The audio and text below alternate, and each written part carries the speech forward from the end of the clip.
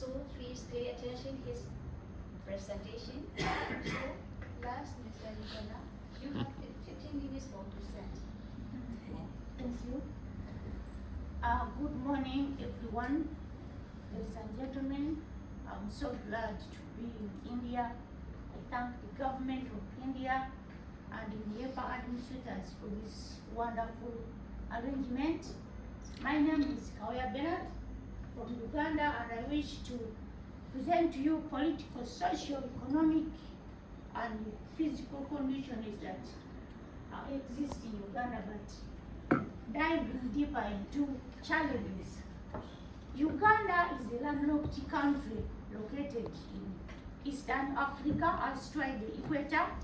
She covers all that much, 240,000 square kilometers, but of which 18% is surface water. Our motto is "For God and my country." And the major challenge due to location is that we spend a lot of money to import and export our goods. Brief history. Uganda was under colonial rule for 68 years until we gained our independence in 1962. And since then, the country has had 9 regimes, with the latest under His Excellency Kawooya Benard. Culture. Uganda is a rich country with 56 tribes, despite being small, and the official language remains English due to colonial legacy. The country is divided into kingdoms and chiefdoms, but I myself particularly come from the mighty kingdom, Uganda, and this is our king, Ronald Muwenda. The country has different religions, but is basically Christian with 80%, 14 Muslims, and others. The major challenge is that because of being a heterogeneous nation, we have not yet selected the national language, and some cultures are not good for human standards. Like there are people who still insist on female genital mutilation. Physical features. Uganda is one of the richest countries with physical features. We have Lake Victoria, the second largest freshwater lake in the world. The River Nile, all the way to Medici, the longest river in Africa, has its source in Uganda, or Lake Victoria.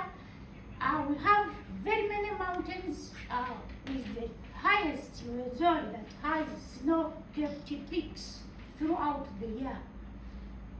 Uganda has, you have hot springs, you have, for example, Batsoni Falls, actually the strong, the powerful, the most powerful waterfall in the world is along River Nile. Then these physical features have a number of flora and fauna. For example, when you go to wind impenetrable forests, we host more than half of the world's mountain gorillas.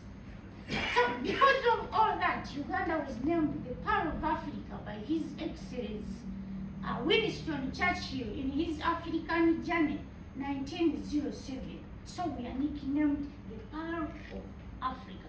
Come and visit us.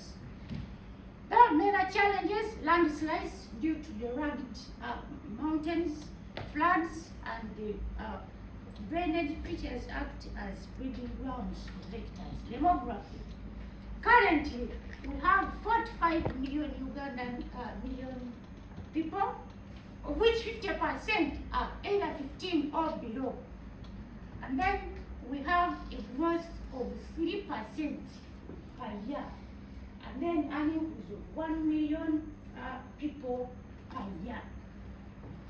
And the major challenge is that now that 50% are below 17, there's a high dependency burden. The non-working age is exceeding the working age, and that is something we shall have to go through. Destiny. Currently, we estimate to have 264 people per square kilometer.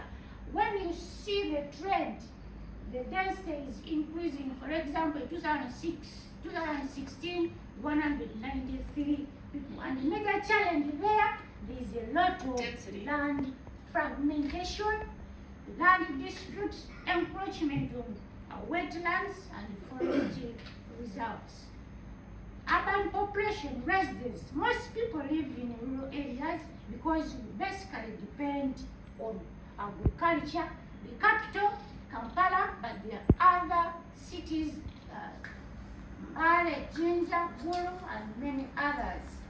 And the major problem, we discover that more people tend to go to village, and that causes another to town, that causes congestion of cities and the high cost of living. Economically, Uganda stands at 65 billion US dollars GDP, and the major activity, like I've said, is agriculture. And this GDP is fostered by agriculture, addition services, manufacturing, construction. So we are growing currently at a rate of 6.4%. We have almost recovered from the consequences of COVID-19, and we have a vision 2040. We want to be growing at a rate of 10%. Though a major challenge that still exists, there is a big national debt.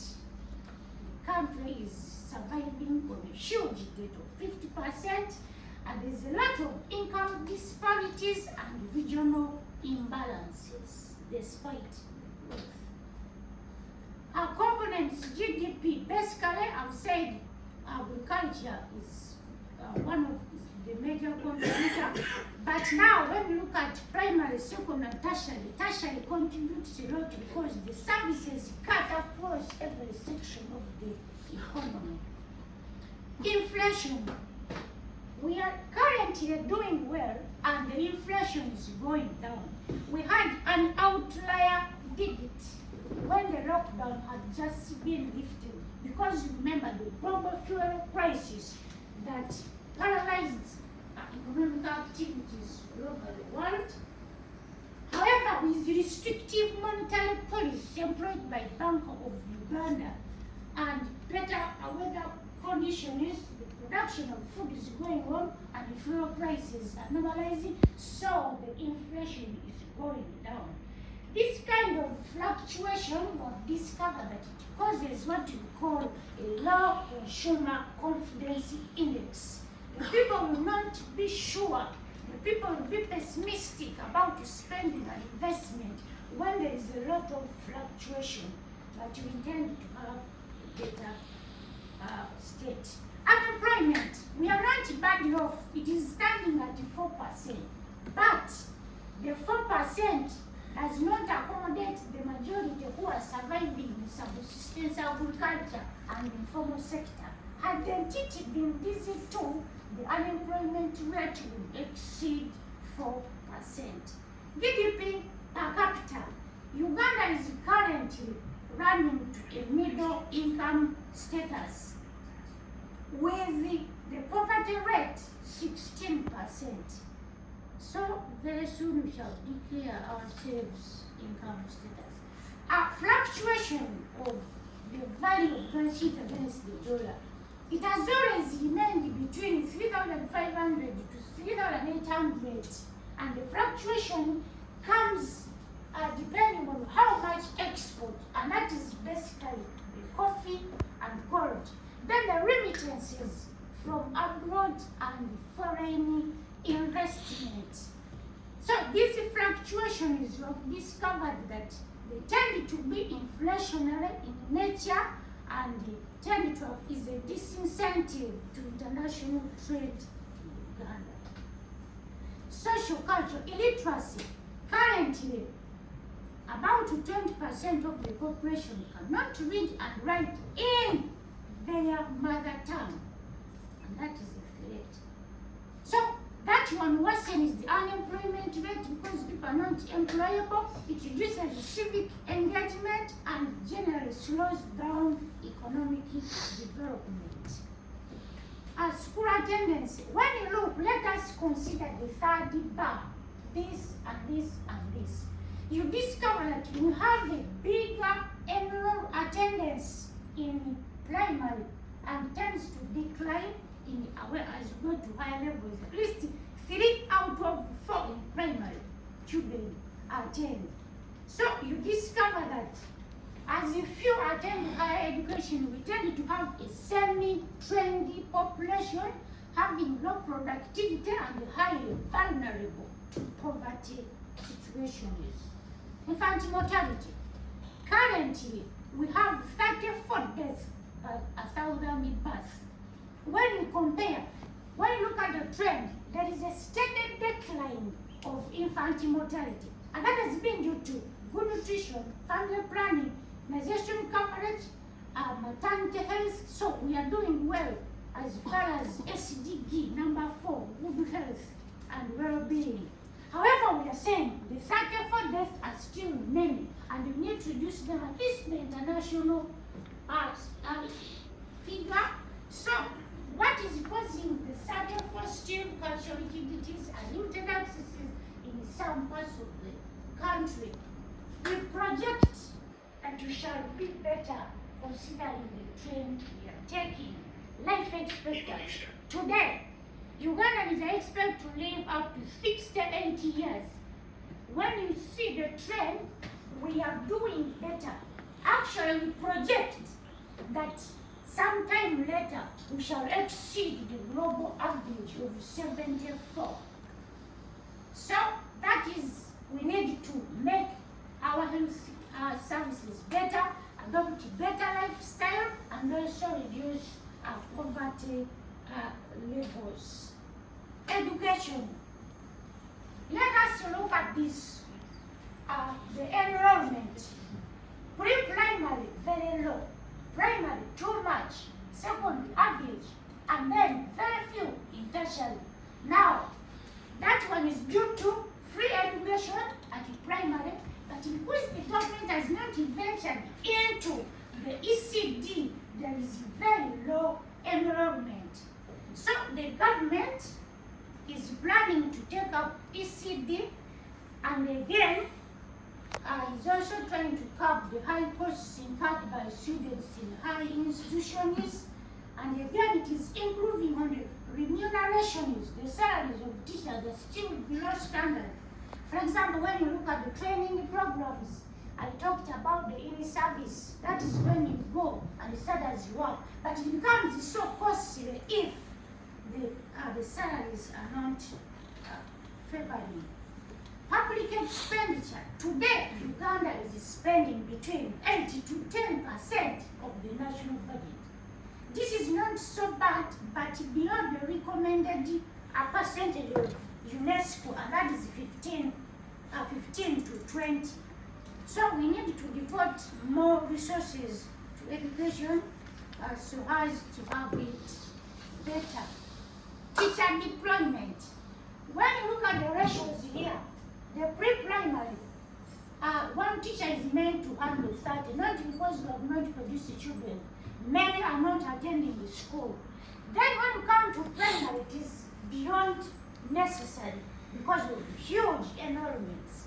Average for secondary and very low for tertiary institutions.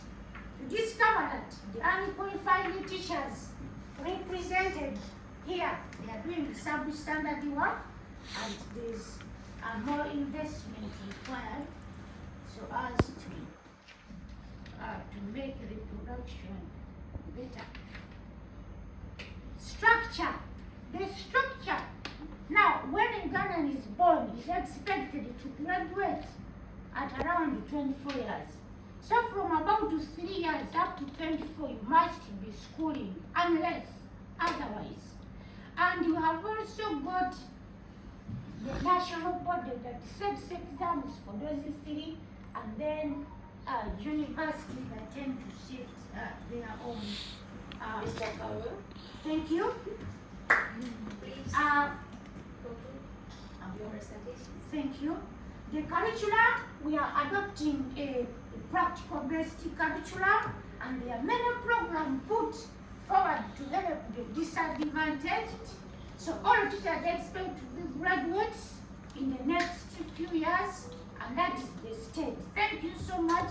I wish you good luck back to your countries.